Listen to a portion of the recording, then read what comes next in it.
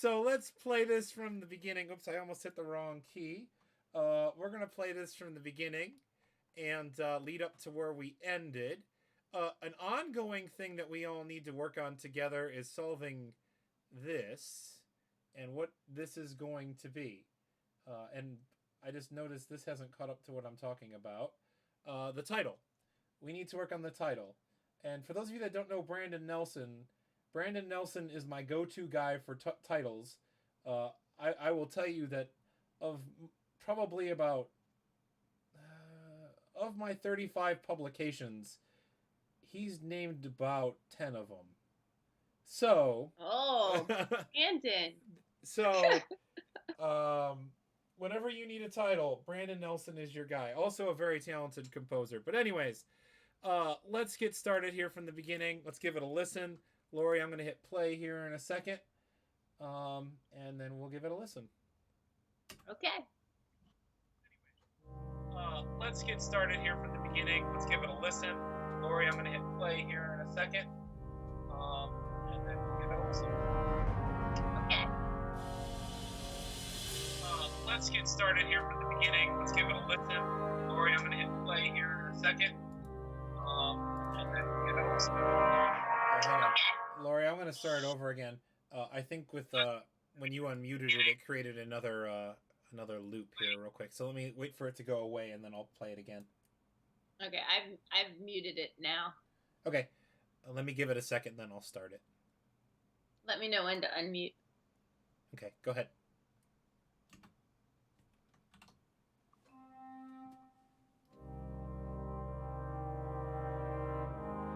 Let me know when to unmute.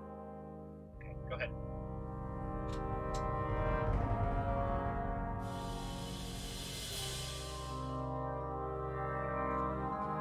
Let me know when to unmute. Okay, go ahead.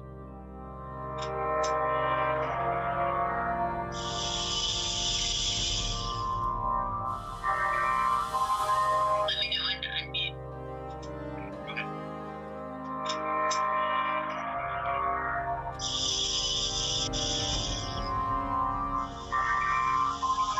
Let me know when to unmute. Go ahead.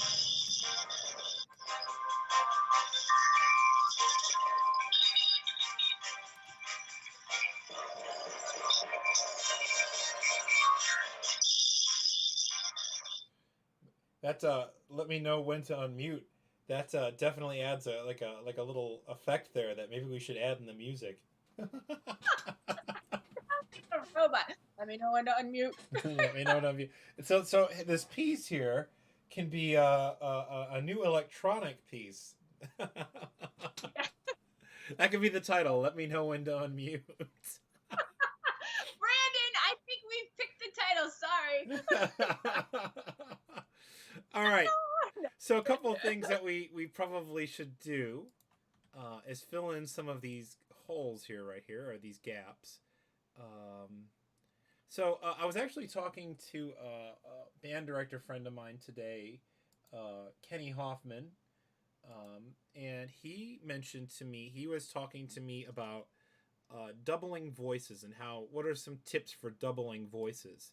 So this is a grade 3, and I know he wasn't talking about a grade 3, but in a grade 3, some of the common voices that we would double, so you see here the flutes, oboes, are definitely usually can be in the same ranges unless the the flute is skyrocketing up in the stratosphere. Clarinet we usually keep. In grade 3 they can go up to C, but I usually don't go above A. Third and second clarinet. Sometimes you could do this if you really wanted to. I don't really like that, so I usually leave them down like that. Altos usually double second clarinets. Or they could double the horns. Now, in this case, we don't need them to double the horns because the trombones have them covered. So we don't need to do that. So that isn't necessarily something that we can have to do. We can do that. We can double some of these bass voices up here. Bari sax can double the tuba part. And then we can also double this part here in the bass clarinet part. Yeah, and Brandon has mentioned that horn doubling tenor sax is sometimes quite effective. So thank you, Brandon, for that. And I remember you and I, Lori, we talked about that. I think Peter also, Peter, oh, I'm going to say his last name wrong again. Peter, if you're watching, I'm so sorry. I'm going to say your last name wrong. Peter Schiano, and I know I said it wrong. But Peter and I talked about that too. He's also a fan of doubling the horn and the tenor sax part. I prefer, as a band director for middle school, the alto part, doubling the horn part, because I like to hear sometimes the tenor and the trombone quite similar. So, yes. I don't know. Just yes. My personal. It really, I'll tell you, my method, or my kind of method to my madness is, it depends where the range of it is. True, yeah. Like low horn, if say that, like this low D, let's see where that goes. Like that's an A here, but it's an E here in the altos. That is not something I would want, especially if it's a slow, quiet thing. You would not, personally, I would not want to hear that. So I would give it to the tenors to kind of avoid that problem. That's kind of my method, if you will. We're going to...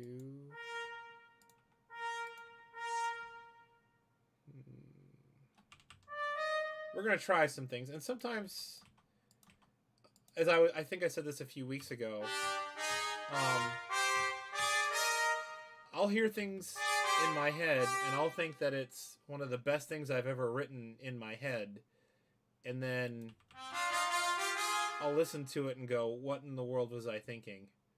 So, well, John, it's your luck. You now have 7 people in your head that can tell you if it is the best thing or not. I mean, no pressure, right?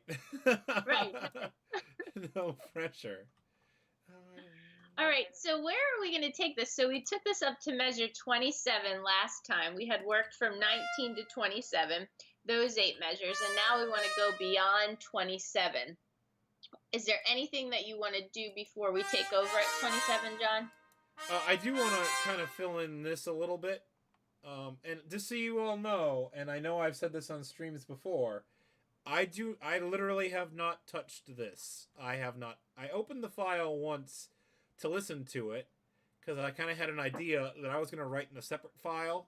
And I decided midway through writing that idea down that I was like, no, it's not the same. Nobody's here. And to be honest with you, I don't even remember what it was. So if it's not memorable, then it's not really worth it. So I don't do even the tedious tasks I save for this, so no one thinks I'm working on this when you guys aren't here. So we are going to do this as well. We're going to put this down here. All right, let's listen to this fast part here real quick and see if we filled this in good enough. We are going to need to fill in the baritone, or the euphonium down here. And I'm going to take that down like that. All right, let's give this a listen. We are going to need to fill in the baritone. All right, let's give this a listen. We are going to need to fill in the baritone.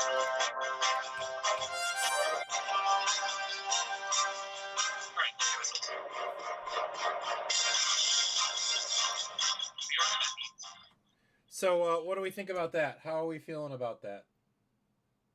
I don't personally. That last measure, 26 into 27, sounds a little bright to me. Do we want it to sound that bright? Because it had this really rich, dark sound when we bring the trumpets in on those high G's. I don't, unless others like that. What do you think, everybody? Hang on, I'm kind of trying to come up with a solution that we can vote on here.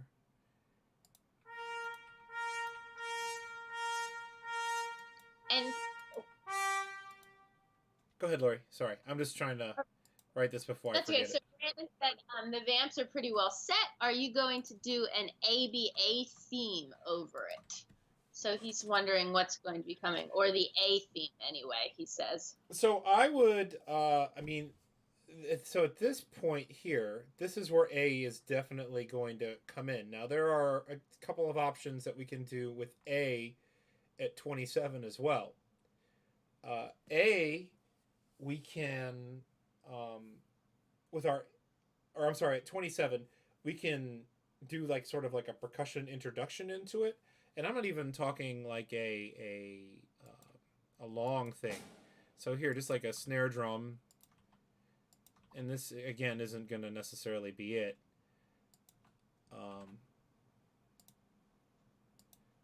But just an idea. So as you're on that, we noticed that you lowered some of the voicings in the trumpet line a little bit in measure 26. Oh yes. So here I'll play. Well, here I wanted to do this too. I wanted to give the give this to them. And so, for those of you watching, I know some of you are watching today for tips on Sibelius. There are tips and tricks to say you want the timpani to play two notes at once. If you hit shift and then whatever number corresponding interval, it'll put the lower one. So I just put in a second there. I hit shift and 2. It puts a second in, and then whatever number up, it will do up like that. Now, there are tricks to doing things like that. So, for example, if I come over here to a knot triplet, and I hit a sixth above, I can then take this lower note and put it in a lower voice. However, triplets aren't that friendly in Sibelius like that. So if I do that, if I do that same thing here, first of all, as you can see, as I'm clicking 2 in the bottom right-hand corner, nothing is happening. So it doesn't play nice like that. So you actually have to go through and that shortcut doesn't work in this instance. So I actually have to write these triplets out. And Lori, I'm sorry, since I went on my little Sibelius tutorial, I completely forgot what you were asking of me. What did you ask me? I'm very sorry. Oh, I said that we noticed that you lowered the voicing of the trumpet, and so do we want to go back and re-listen to that again? Yes, yeah, we'll do that. We'll do that right now. And then just so you all know, this is what I was telling you all last week too. We're gonna listen to this in a second. I put this tie in here.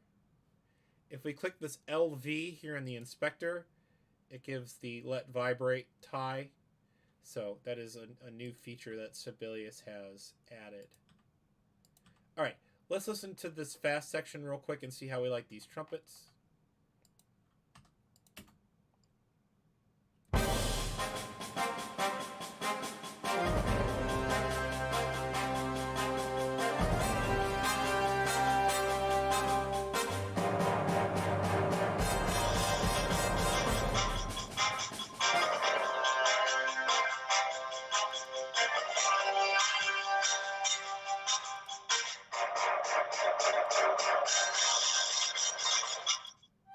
So what do you think, those that are listening? We lowered the trumpet voices. We had the higher G's in the first trumpet, and we went down. I believe you went down to D's. I can't see that line right now. I'm sorry. I'm gonna add this real quick, and then I'll go look for you real quick, Lori. Yeah, Zachary says he likes the trumpets better now. Yeah, sounds pretty intense. They were D's. You are right. You are right, Lori. They were D's. Okay, there we go. There's the trumpet part there.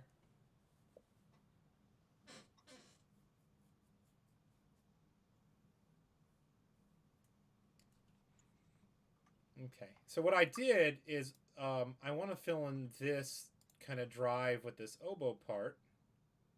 I'm going to lower that an octave. Keep that there. Put that here.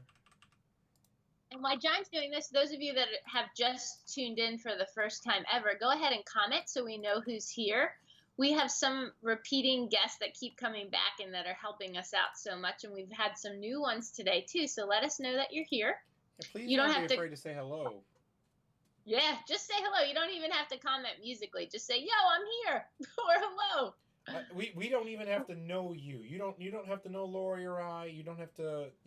It's not like a club or we're listening to specific people. Everybody is welcome to add their feedback. That's what this is for. And those that have not listened in on the live stream before, I'm here to keep John on task. So my job is to make sure that I can eat my dinner by 10 o'clock Eastern time. So at about 9:50, I'll be reminding John that we're coming to the end.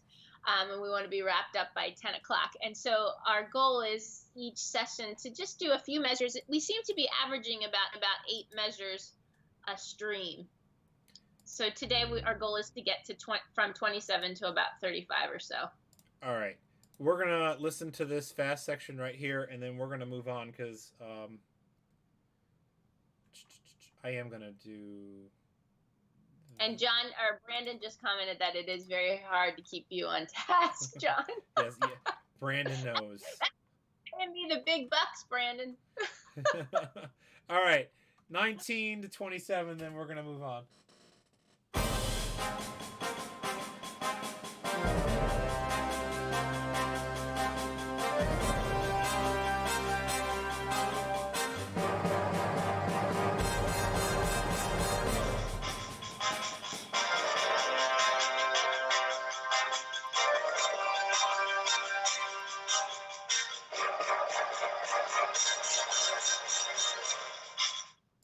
Awesome. We're going to move Matthew Kennedy is in the house. Hello, Matthew. Thanks for joining us. Glad you were able to make it, Matt. I want to listen to this real quick. I changed this note that this is trilling on. I wasn't happy with where it was. Let's listen to this real quick. I totally was going to tell you that, too, that I thought the same note. Oh. See? That's why Lori's here. I think it sounds better how it is there. I think that sounds more effective. All right. Moving on here. Are we jumping? We do need to transition from this into the next idea. Now, are we going to do our next idea? Is it loud? Is it going to start soft and build? Before we get John, Brandon says that the trill doesn't seem to cut through very well. Okay. I'm going to do this for now. This is a tool that we have in Sibelius. I'm going to highlight that.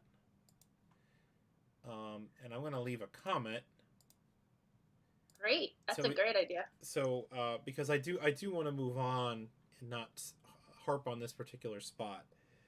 Work on orchestration. Because I don't think you all want to see me orchestrate the whole time. Because I can sit here and go between them all for a very long time. And I don't think you all want to see that. So I'll take a note and I'll go ahead that I make sure I look at that later. All right. So this transition here from 27 to, we're actually going to get rid of this. Is it a 1-measure transition? Is it a 2-measure transition? Are we transitioning to something that's soft? Is it going to be loud and in our face? While you guys are telling me where we're going, I'm going to work on what you all suggested here real quick. I'm going to work on this. So go ahead and... I'm going to work on this trill problem. Brandon thinks soft, then grow. Matthew, Zachariah, would you agree with that? Would you like to hear it soft?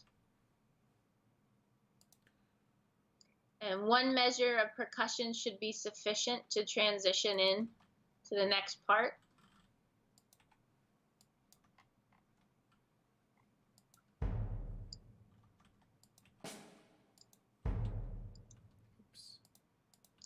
Zachariah also agrees that it should be soft and then grow as well. So I think we're in agreement there. Okay. So this is... I don't want to tie there. I don't want to tie here.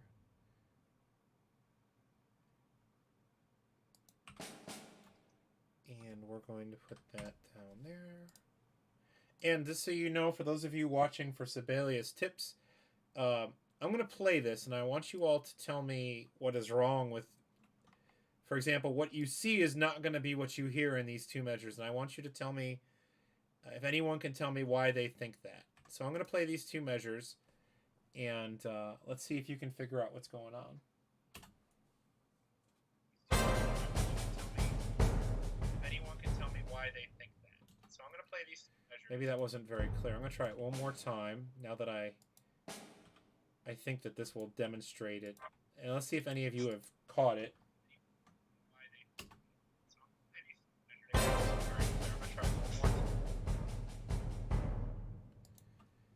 Let's see if you caught that. That time was a little bit more evident. Anybody? Lori, did you catch it? I only heard it the one time I unmuted it and then didn't come back. Gotcha. So, no, I did not. So what's happening here is the bass drum is not decrescendoing. And the reason is this. And this is a Sibelius thing. This isn't necessarily a composer thing. So you see here I'm composing in two what are called layers. Layer 1 is the voice that the snare drum is in. Yeah, Zachariah just saw it. Layer 1 is what the snare drum is in. Layer 2 is what the bass drum is in. Down here, this piano is only selected to be applied to layer 1. Or voice 1, sorry. I keep Finale and Sibelius, and even Dorico changes what they call each one. It's hard to keep it straight. But if I just select 2, or I usually, to be safe, will hit all, now it should play it correctly. So I'll play it again here, and you'll hear, it should sound correct now. So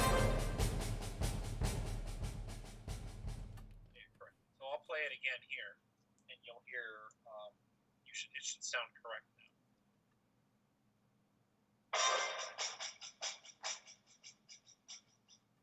Yeah, there we go. So that is a little bit of Sibelius knowledge and tips for you there. So make sure that you guys are paying attention to your layers. I still need to work on that, so I'm going to leave that note there. Okay, so here, this is where we need to introduce our theme or our idea that we are going to be going to. Now, we have a couple of options. One, we can start a new theme. Two, we can come... What happened here? We can come back to here, measure 10, and we can reuse this theme. Sorry, I'm not trying to... The spacing of that was bothering me. We can use this theme here and reuse this. Now, I know we were talking about using this middle section as a... I'm sorry, this intersection as kind of a slow thing. So that's kind of a choice. Now, we can give this a listen. And just to kind of give it a little bit of a demonstration, what we'll do here is we'll put that there. And we'll make these quarter notes that emphasize beat 1. And yeah, your audience agrees to use what you already have. Okay. Let's try it. We'll transition from this this attack here into it.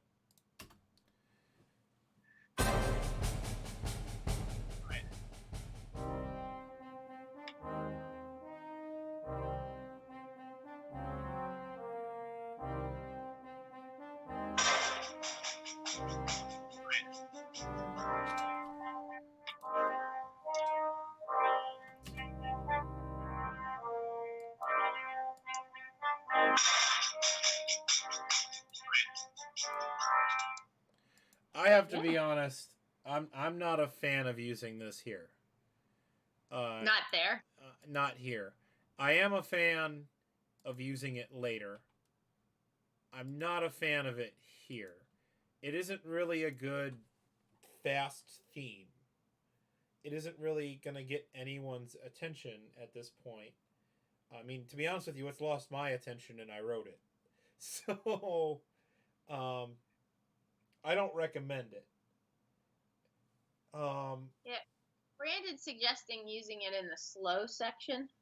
Yeah, I agree with that. I think that it was a slow theme. We should reuse it. If we're going to reuse it, that would be the spot in which to use it. Now, that puts us back to square one. Um, do we want to have a kind of aggressive theme? Is it a melodic theme? Do the woodwinds start it? Do the brass start it? Who's going to start this theme? And what kind of theme is it going to be? Okay, so go ahead and comment. Let us know if you have any thoughts on that. Lori, what do you hear while we're waiting? What do you think? I'd be interested to hear your thoughts. Oh gosh, I don't know. I kind of liked how you reused it, but I would do it in different voices. From the beginning. I mean, like what you. Okay, go back to what you just added at 20 after 27. I deleted it. Trying it maybe in the woodwinds first. Okay.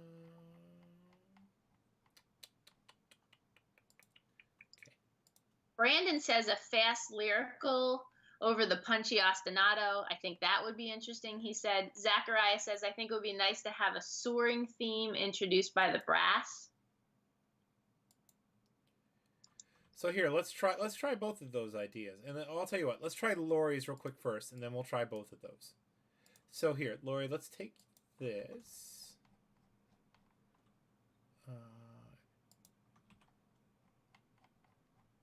And we will grab this. Sorry, I almost got lost in my own piece of music. Was that line from Indiana Jones, that the one guy got lost in his own museum? That totally would be me. I would get lost in my own... I'd get lost in my own room. Okay. So here. This is kind of a snippet of what we were talking about here, Lori. So let's... Oopsie, what did I just do? Okay, cool. All right, let's get rid of that. So here are the woodwinds playing that theme. Oops. Oopsie. And another Sibelius tip. If we want to start right here at 29, there are two ways to accomplish that. One, the transport tool, which as you can see, I can drag try to find it, and we'll see it go flying by here in a second. There it is. So we can do that. Or I can hit Y.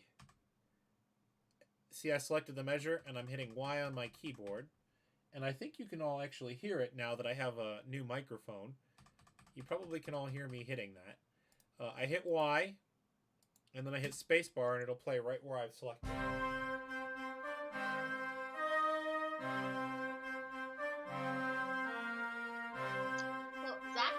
Brandon seemed to be in agreement that they'd like to have a soaring theme introduced by the brass.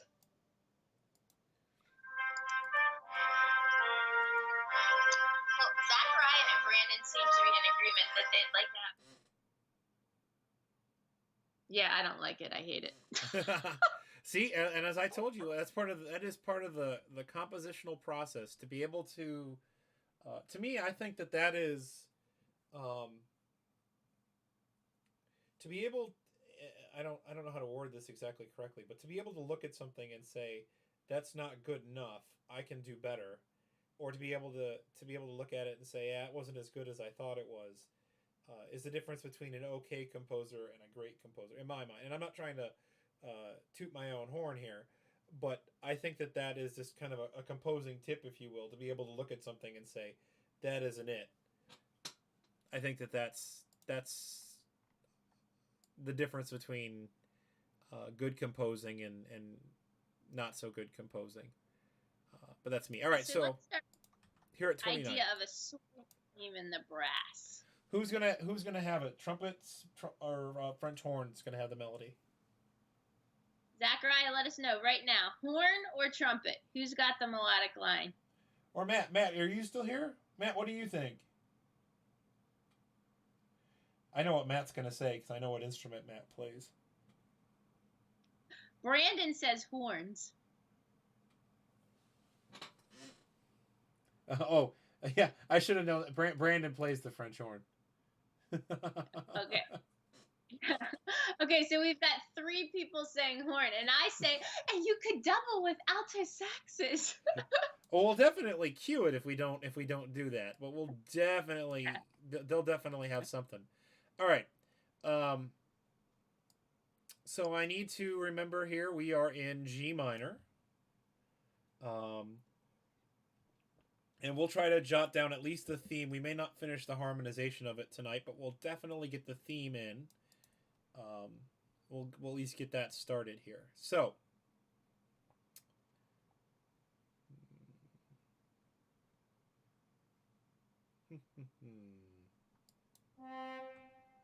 You've got 10 minutes to do so.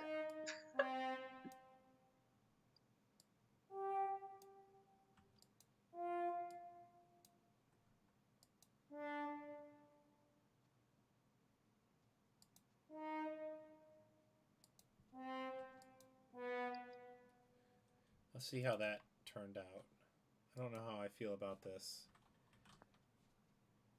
Sometimes that's a kind of a way I compose as well.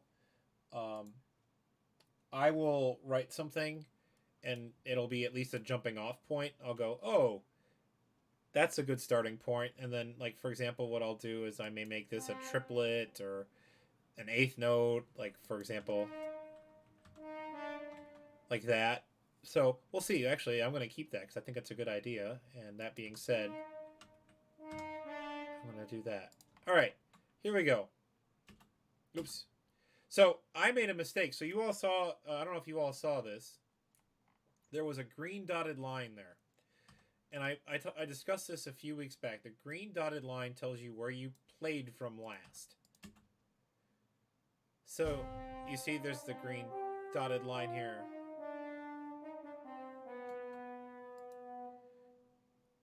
And I mistook that as the play line. So if I hit Control and Spacebar, wherever the cursor is, which is back here, if I hit Control and Spacebar, it'll play back from the green dotted line.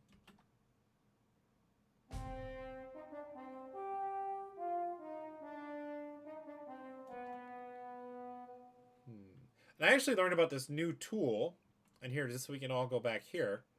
If we click this note, and I'll put the key in the chat, if because I don't know the exact, they're brackets, but I don't want to confuse you which one.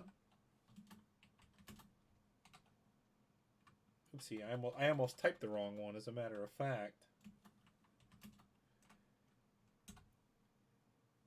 Those brackets there, if I click or do those, but I select a note. Oops. Oh no, so it's where the playback line is. But you hear it's actually playing. Oh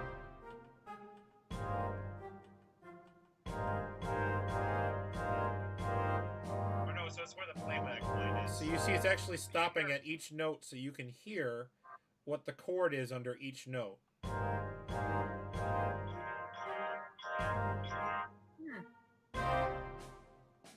So, okay. So that being said, to 29. So I'm going to hit Control Spacebar, and it'll start here at 29.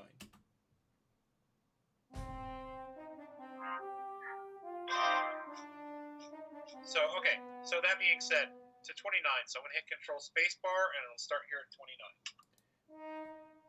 And so, okay. So that being said, to 29. So I'm also going to change this. And so, as I said before, sometimes I'll listen to something and it gives me that the starting point as to what I want. And I think that this is going to be, and this then keeps kind of the triplet idea or motif from the beginning alive. So we aren't completely neglecting it. I was thinking this in my mind, and I was like, who am I to suggest this? But yeah, it keeps that theme, that triplet theme going strong, which is what I had in my mind the whole time. It was even hard for me to think the eighth notes. Well, there we go. So let's give this a listen. What I had in my mind the whole time. It was even hard for me to think the eighth notes. Well, there we go. So let's give this a listen. What I had in my mind the whole time. It was even hard for me to think the eighth notes. There we go. So let's give this a listen. So, how do we feel about that theme? Yeah. Yeah, everybody seems to like it. I wish I would have said it out loud when I was thinking it. Was anybody else thinking that also before John made the change?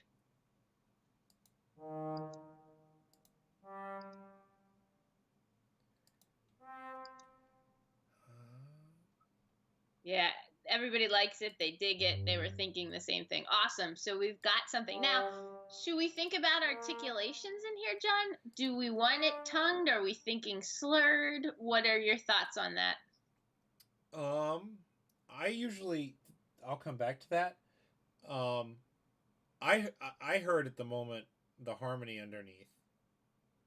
So that's what I immediately jumped to, was trying to fill in what the harmony is. And sometimes the harmony will set up the accent. So for like example, putting these accent, or vice versa too. So when we kind of came up with the harmony here with this dun dun dun dun dun dun, when we kind of came up with that, we kind of came up with the harmony underneath for the snare drums. So the two were kind of interconnected or related. Now we can also, since we did that, and that just gave me an idea, we can do this and keep this motif going along and kind of join the two motifs. Let's see how we like that. I gotta remember to change this layer down here before I mess that up. All right, let's play this from here going into it and see how we feel. I gotta remember to change this layer down here. Oopsie, I forgot to hit Y. Here going into it, see how we feel. Oopsie, forgot to hit Y. I don't like this. I don't like that. I'm gonna get rid of it.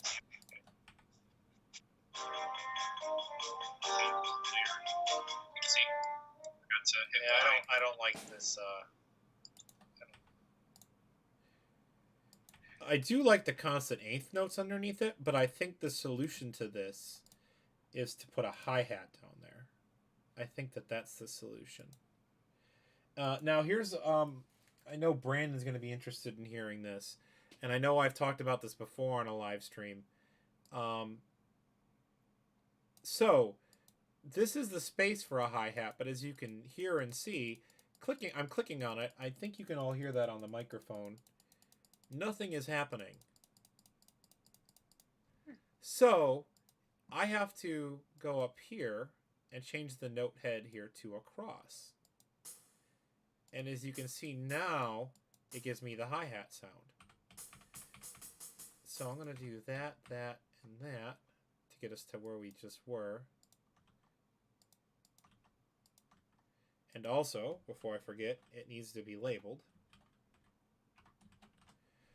And I'll tell you what, from personal experience, since we did this, and it was not on our original instrument list, and you can see what our original instrument list here, suspended cymbal and crash, I always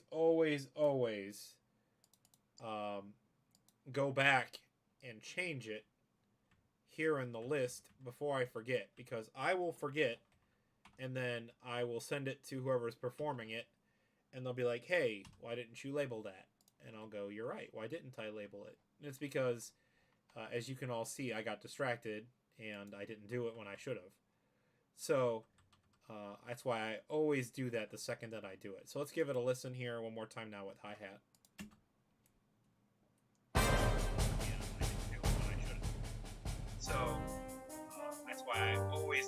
second that I do it. So let's give it a listen here one more time now with hi-hat.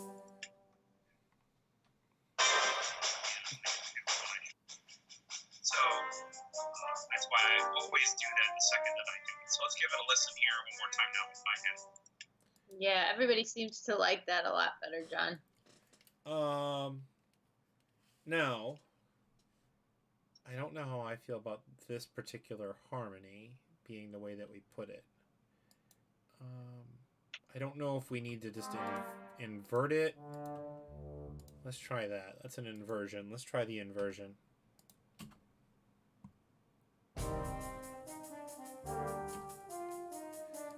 That's one possibility. I don't think this is the solution. Let's try this.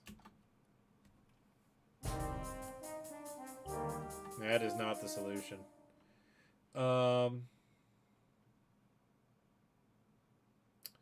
There is one other possibility.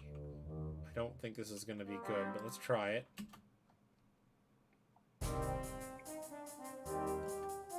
Ooh, I do really like that.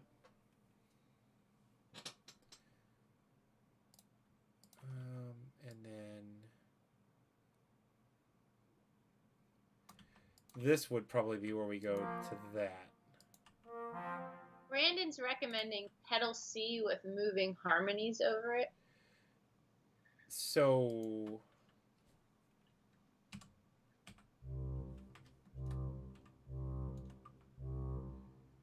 like this, Brandon? Is this what you're suggesting?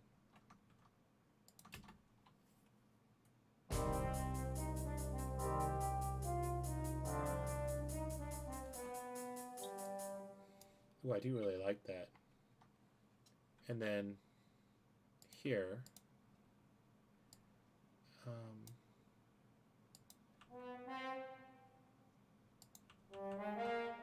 He says it doesn't have to be sustained, John.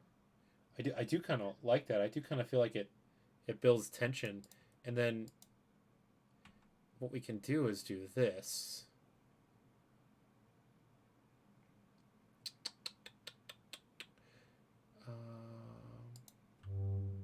So just keeping you on track, we're at 10 o'clock, so we'll have to be bringing this. Well, yeah, once we figure this part out, we'll be done. Because I'll tell you, the solution to this is real easy to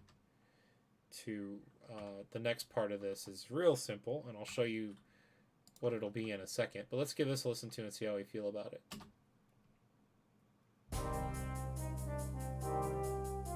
The next part of this is real simple, and I'll show you what it'll be in a second. But let's give this a listen to and see how we feel about it. That's not gonna work. It's real simple. I'll show you what it'll be in a second. Let's give this because I goofed. I see what I did wrong.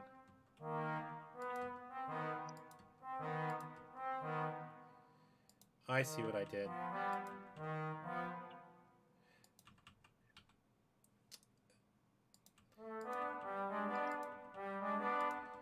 Okay, we're going to listen to this, and I think this will be the solution.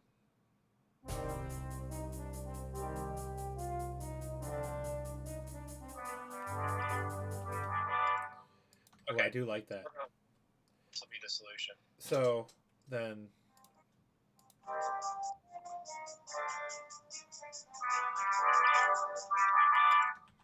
Okay, I do like that. This will be the solution. So...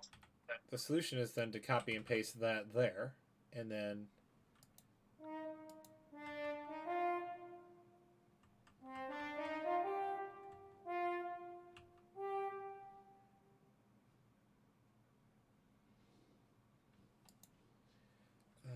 this part we'll have to figure out how we're going to lead into the resolution. But here, so this is what my thoughts on this are, and then we'll wrap up and conclude for today.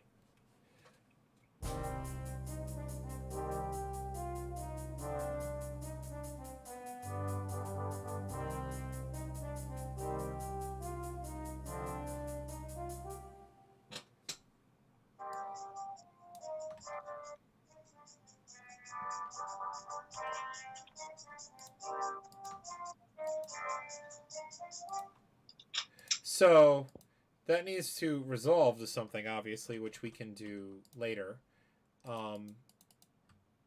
which would probably be where the suspension goes. Whether or not it's the same suspension we have previously. Sorry. Whether or not it's the same kind of idea we have here, which would be real simple to... no, it wouldn't, so we won't do that. This needs to have some sort of resolution. And then the question is here, then, do we give the B theme to the Woodwinds and kind of a contrasting B theme, which could actually go in the contrasting major.